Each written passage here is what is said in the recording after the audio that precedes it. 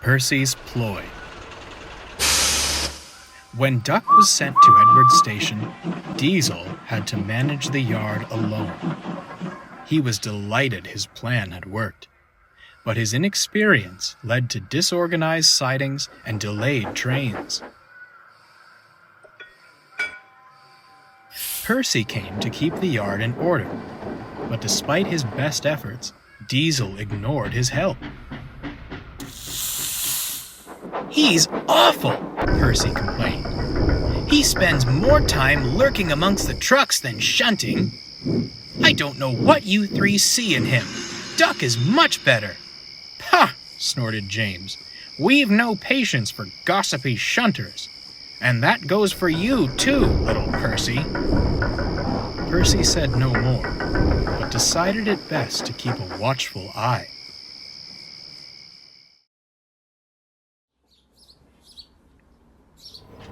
The first train of the day is Henry's stopping service, followed shortly by Gordon's Express.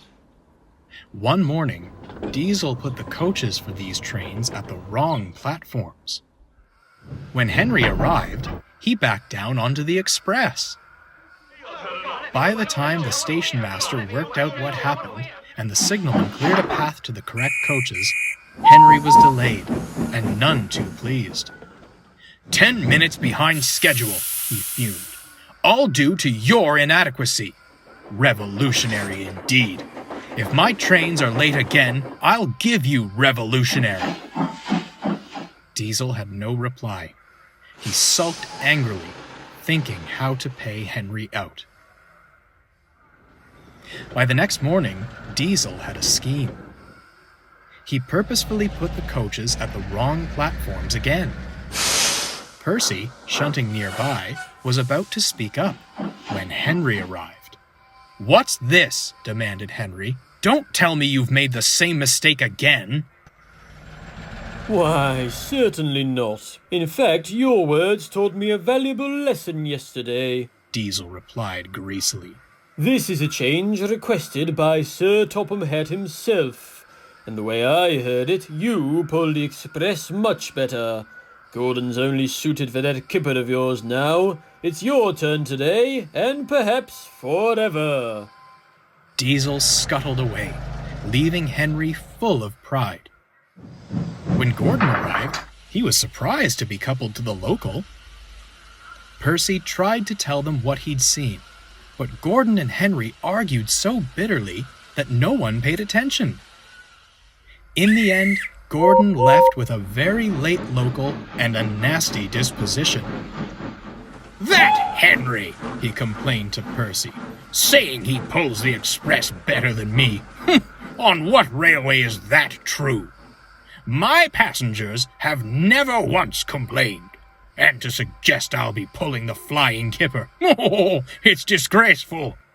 Where did he get such an idea?" "From Diesel," retorted Percy. "I tried to tell you earlier." When Percy had explained, Gordon was speechless. "You silly big engines," scolded Percy. "Diesel made you act horrid to Duck, and now you're being horrid to each other. Sit around and moan if you'd like, but I've had enough."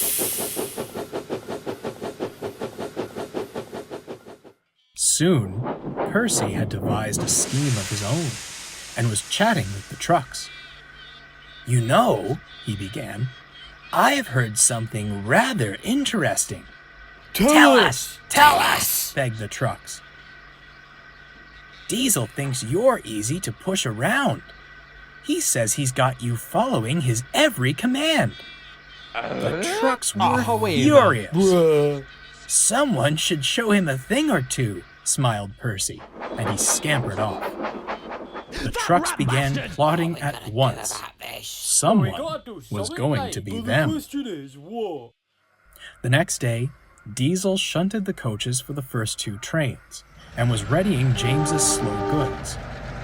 The trucks began giving him trouble. "Come on, you wretched things," he growled. "Move!" "As you wish," they laughed. They sat blocking the line to the express. At that moment, Henry arrived. "What on earth are you doing? You're in the way of my express!" Sir Topham Hatt came to see what the matter was. Please be off with your local train, Henry. I'll attend to this mess. Henry was confused. "I thought you wanted me on the express, sir." And where did you hear such a thing? By the time Henry finished, Diesel was looking rather pale. That will be all, Henry. Now hurry along to your train. Right. Now, as for you, Sir Topham Hatt said, I shall deal with you later. Before long, Percy and the Cranes had Diesel back on the rails. He spent the rest of the day in the sheds. When the big engines returned, they hissed and glared at him. Silence fell when Sir Topham Hatt arrived. My engines do not tell lies, He began sternly. I will not stand for deceitful behaviour like this. Furthermore, you have shown you are incapable of handling the working yard. I am most disappointed. You will leave this railway at once. Without another word, Diesel squirmed away.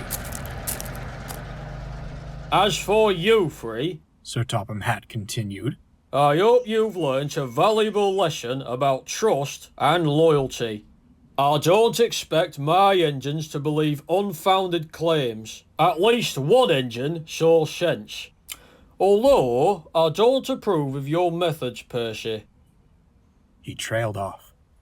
Sir, how did you... However, winked Sir Topham Hatt. So long as it remains an isolated incident, we shall say nothing more.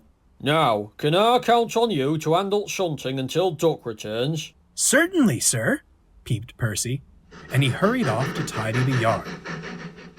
Sir Topham Hatt returned to his office just as the telephone rang. Hello? Hello, sir. Yes?